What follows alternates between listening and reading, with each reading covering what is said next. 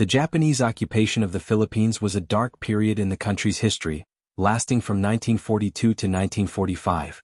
After a swift and brutal invasion, the Imperial Japanese Army established control over the archipelago, leading to widespread suffering, economic collapse, and brutal war crimes.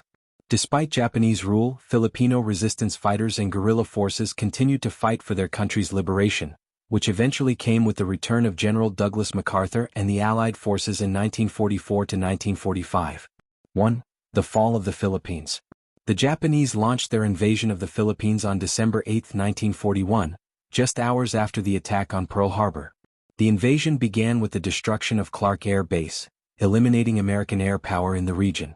Despite fierce resistance, the U.S. and Filipino forces were forced to retreat to Bataan and Corregidor, following War Plan Orange 3, WPO-3.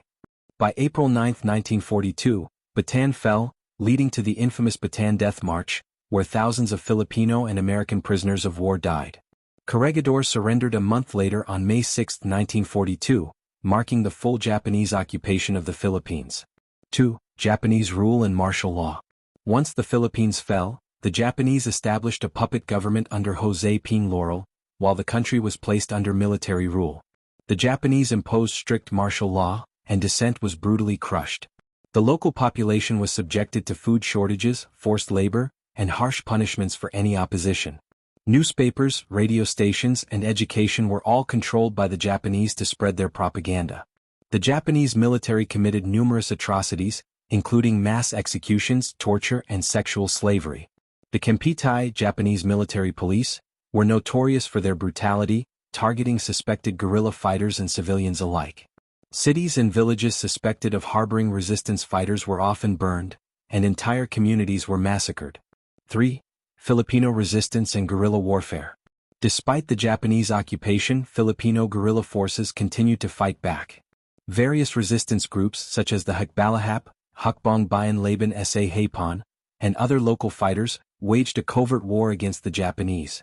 They launched sabotage operations, assassinated Japanese officials, and gathered intelligence for the Allies. The Japanese responded with brutal reprisals, but the resistance never stopped growing. By 1944, over 260,000 guerrillas were operating across the Philippines, controlling large areas of the countryside.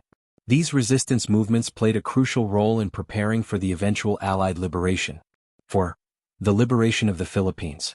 In October 1944, General Douglas MacArthur fulfilled his promise of returning to the Philippines, launching the Battle of Leyte Gulf, the largest naval battle of World War II. This marked the beginning of the Philippine Liberation Campaign, as American and Filipino forces slowly reclaimed the islands. By February 1945, the Allies liberated Manila, but the battle left the city in ruins, with over 100,000 civilians killed in one of the worst urban battles of World War II. The final battles in the Philippines continued until September 1945, when Japan surrendered after the atomic bombings of Hiroshima and Nagasaki. 5. Impact and aftermath. The Japanese occupation left millions of Filipinos dead, cities destroyed, and the country's economy in ruins. War crimes trials were held after the war, and several Japanese officials, including General Masaharu Homma, were executed for their roles in war atrocities. The occupation also fueled nationalist movements, eventually leading to the full independence of the Philippines in 1946. The Japanese occupation of the Philippines remains one of the most tragic yet heroic chapters in the nation's history, marked by unimaginable suffering but also incredible resilience. The sacrifices made during this period continue to be honored in the Philippines to this day.